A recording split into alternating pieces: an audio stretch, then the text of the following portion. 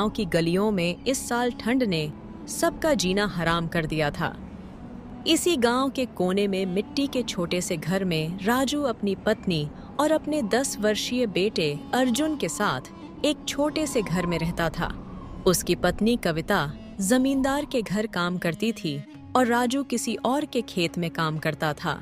यूं तो हमेशा सर्दियों के समय -2 डिग्री तापमान रहता था, लेकिन इस साल सर्दी के साथ साथ बारिश का भी कहर अपने चरम पर था, जिसके कारण ठंड और बारिश ने बहुत जोर से अपना कहर डाला। इस वजह से काशीपुर गांव के लोग बहुत ज्यादा ठंड और बारिश से डरे हुए और परेशान थे। दिन हो या रात, लोग बारिश और ठंड के कहर से बेहद परेशान थे। देख रही हो कविता, इस साल कितनी ज्यादा ठंड और बारिश हो रही है। इतनी तेज बारिश और ठंड में काम करना बहुत मुश्किल हो गया है। घर से बाहर निकलते ही पैरों में ठंड के मारे जकड़न होने लगती है। इतनी ज्यादा ठंड और बारिश में तो घर से बाहर निकलने का मन भी नहीं करता। न जाने इस साल की सर्दी कैसे कटेगी। हाँ राजू, इस साल तो ठंड के साथ साथ बारिश भी अपना कहर डाल रही है। ना जाने इन सर्दियों में कैसे गुजारा होगा। तभी उनका बेटा अर्जुन अपने पिता से बोला, बाबा, मैं भी आपके साथ आज खेत पर जाना चाहता हूँ। मुझे भी देखना है कि आप खेत पर कैसे काम करते हैं। नहीं अर्जुन, बाहर बहुत ठंड है। इतनी सर्दी में बाहर जाना ठीक नहीं है। तुम अपनी माँ के साथ घर पर ही रहो। घर के अंदर रहोगे तो सुरक्षित और गर्म रहोगे। ठंड में बाहर घूमना सही नहीं है, इसलिए मेरी बात मानो और बाहर मत जाओ। नहीं बाबा, मैं भी आपके साथ खेत पर चलूंगा। ले चलो ना मुझे भी। माँ, बाबा से कहो ना कि मुझे भी खेत पर ले जाइए। मैं भी देखना चाहता हूँ कि वहाँ क्या क्या होता है और आपकी मदद करना चाहता हूँ।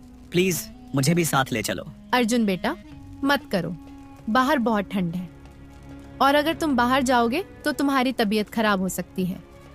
हमारे पास इतने पैसे भी नहीं हैं कि तुम्हारी बीमारी का इलाज करवा सके। एक तो वैसे भी सेठ ने इस महीने के पैसे नहीं दिए हैं। ना जाने इस हफ्ते घर का राशन कैसे आएगा। इसीलिए मेरी बात मानो और घर के अंदर ही रहो। कविता, यह क्या सुन रहा हूँ? राशन खत्म हो गया है और तुमने मुझे बताया तक नहीं। तुमने इतनी बड़ी बात मुझसे क्यों छुपाई? मैं बताना चाहती थी, लेकिन हर बार तुम्हारी परेशानियां देखकर रुक जाती थी। घर में आटा बस 2 दिन का बचा है। दाल तो पूरी तरह खत्म हो चुकी है और सब्जियां तो पिछले हफ्ते से घर में नहीं है। मैंने सोचा था कि शायद सेठ जी परसों तक पैसे दे देंगे तो सब ठीक हो जाएगा। इसी उम्मीद में मैंने कुछ नहीं कहा। अरे, यह तो बहुत बुरा हुआ। अगर कल तक पैसे नहीं मिले तो हम क्या खाएंगे? ऊपर से अगर अर्जुन बीमार पड़ गया तो हालत और बिगड़ जाएगी। कल सुबह मैं सेठ जी से बात करने जाऊंगा। राजू की चिंता और बढ़ गई थी। ठंड और बारिश ने पहले ही जिंदगी को मुश्किल बना रखा था और अब राशन खत्म होने की बात ने उसे भीतर से झकझोर दिया। बाबा, अगर पैसे नहीं हैं तो हम खेत से कुछ ला सकते हैं ना। जैसे पिछली बार आप गेहूं लेकर आए थे और मम्मी ने रोटियां बनाई थी। इस बार भी ऐसा कर सकते हैं ना। बेटा, वो गेहूं तो पिछले साल ही बेच दिया था। उसी से तो कर्ज चुकाया था। इस बार की फसल तो पहले ही खराब हो गई है। ऊपर से ठंड और बारिश ने सब बर्बाद कर दिया।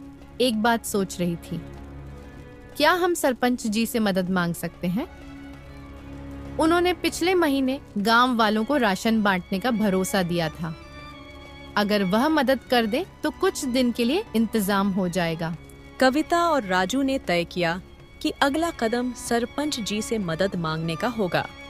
सर्दी और भूख की मार से परेशान राजू ने सरपंच से मदद मांगने का फैसला किया। उसने कविता और अर्जुन को घर पर रहने को कहा और खुद सरपंच के घर की ओर निकल पड़ा। सरपंच जी, हमारी हालत बहुत खराब है। घर में राशन खत्म हो गया है। ठंड और बारिश की वजह से काम भी नहीं मिल रहा। अगर आप कुछ मदद कर दें तो भगवान आपका भला करेगा। ये मेरी जिम्मेदारी थोड़ी ना है राजू, तुम्हारी जिम्मेदारी है, तुम ही समझो। तुम गरीब लोगों की आदत हो गई है, जब मन किया चले आते हो भीख मांगने। ऐसा मत कहिए सरपंच जी, मेरा परिवार 2 दिन से भूखा है। मैं मेहनत से कमाने वाला आदमी हूँ, लेकिन इस बार हालात ने मजबूर कर दिया है। बस कुछ दिनों का राशन मिल जाए तो हम संभल जाएंगे। चुप कर। गरीब हो तो अपनी गरीबी में जीना सीखो। यहाँ आकर रोने धोने से कुछ नहीं मिलेगा। मेरे पास फालतू समय नहीं है। निकलो यहाँ से। सरपंच जी, आप हमारे गांव के मुखिया हैं। अगर आप ही हमारी मदद नहीं करेंगे तो कौन करेगा? राजू की बात सुनकर सरपंच को गुस्सा आ गया और वह अपने नौकर से बोला, रामू, इसे बाहर निकालो और आइंदा इसे मेरे घर में मत घुसने देना। सरपंच ने नौकर से राजू को धक्के मारकर बाहर निकलवा दिया। राजू भारी मन से सरपंच के घर से लौट रहा था। आसमान में बादल और गहरे हो गए और मूसलाधार बारिश शुरू हो गई। रास्ते में राजू पूरी तरह भीग गया। सर्द हवा और बरसते पानी ने उसे और भी कमजोर कर दिया। कांपते हुए कदमों से वह किसी तरह अपने घर पहुंचा। घर पहुंचकर राजू ने किसी से कुछ नहीं कहा। वह चुपचाप अपने गीले कपड़ों में ही लेट गया। थकान और निराशा से घिरा राजू तुरंत सो गया, मानो उसके पास अब सोचने की ताकत भी न बची हो।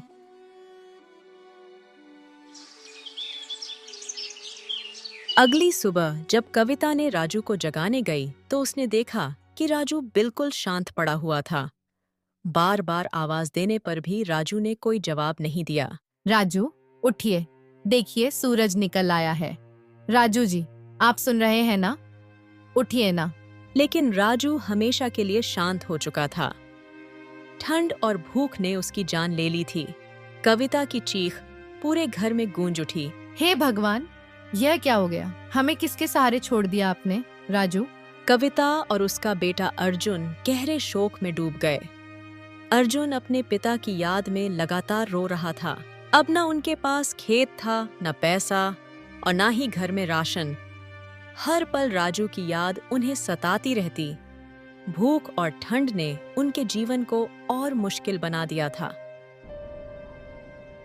एक दिन जमींदार अपने 2 नौकरों के साथ कविता के घर पहुंचा। उसका चेहरा गुस्से और अभिमान से भरा हुआ था। जमींदार साहब, आप यहाँ, कहिए, क्या कोई बात है? बात यह है कविता कि तुम्हारा कर्ज अब बर्दाश्त के बाहर हो चुका है। मैंने तुम्हें पहले ही 7 दिन का समय दिया था और अब मेरा सब्र खत्म हो चुका है। जमींदार साहब, हमसे जो बन पाता है हम कर रहे हैं, पर अभी तक पैसे नहीं जुटा पाए। मुझे थोड़ा और वक्त दीजिए। मुझे बहाने मत सुनाओ।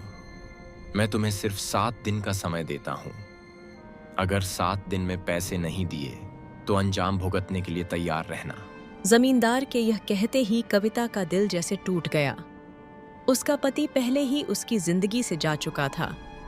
अब वह अकेली थी और हालात से लड़ने के लिए मजबूर थी। सीमा घर के कोने में बैठी सोच रही थी कि अब क्या करेंगे। उसकी आंखें बार बार अपने पति की फोटो और टूटे हुए घर की ओर चली जाती। तभी एक दिन उसके दरवाजे पर दस्तक हुई। दरवाजे पर उसकी बचपन की सहेली रीमा खड़ी थी। रीमा, जो बरसों पहले इस गांव को छोड़ शहर चली गई थी, अब एक अमीर औरत बन चुकी थी। कविता उसे देखते ही हैरान रह गई। रीमा दीदी, आप यहाँ इतने सालों बाद? कविता, मुझे तुम्हारे हालात के बारे में पता चला। मुझे बहुत दुख हुआ, लेकिन अब तुम अकेली नहीं हो। मैं यहाँ तुम्हारी मदद के लिए आई हूँ।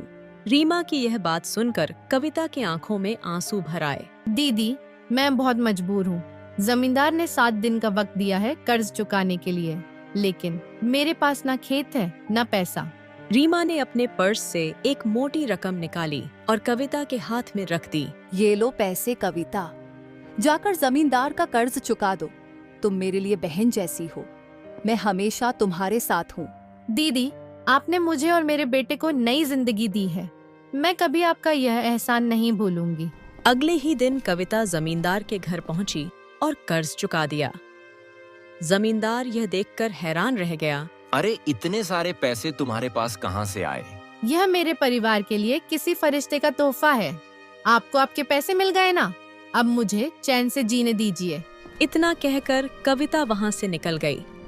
अब कविता के पास न केवल जमींदार के कर्ज से आजादी थी, बल्कि रीमा जैसी सहेली का साथ भी था, जिसने उसकी जिंदगी को नई रोशनी दी। कविता ने अपने पास बचे हुए थोड़े से पैसों से एक समोसे की दुकान शुरू की ताकि वह कुछ पैसे कमा सके। ग्राहकों के अच्छे समर्थन के कारण उसकी आमदनी धीरे धीरे बढ़ने लगी। आमदनी ठीक होने के बाद उसने अपने बेटे अर्जुन को स्कूल भेजना भी शुरू कर दिया। हालांकि वह अब भी अपने पति को हर पल याद करती थी और उसकी कमी महसूस करती थी। कुछ सालों बाद अर्जुन अब बड़ा हो गया था। एक दिन वह घर आया और उसने गर्व से कहा, अब से आपको कोई काम करने की जरूरत नहीं है। मैं अब एक बहुत बड़ी कंपनी का CEO बन गया हूँ। अब आप बस आराम करें। यह सुनकर कविता की आंखों में आंसू आ गए और उसने अपने बेटे को कहा, बेटा, आज तूने मेरे सारे सपने पूरे कर दिए। मुझे तुझ पर गर्व है। आखिरकार कविता और उसके बेटे का जीवन खुशहाल हो गया। इस कहानी से हमें यह सीख मिलती है कि हमें हमेशा मेहनत करते रहना चाहिए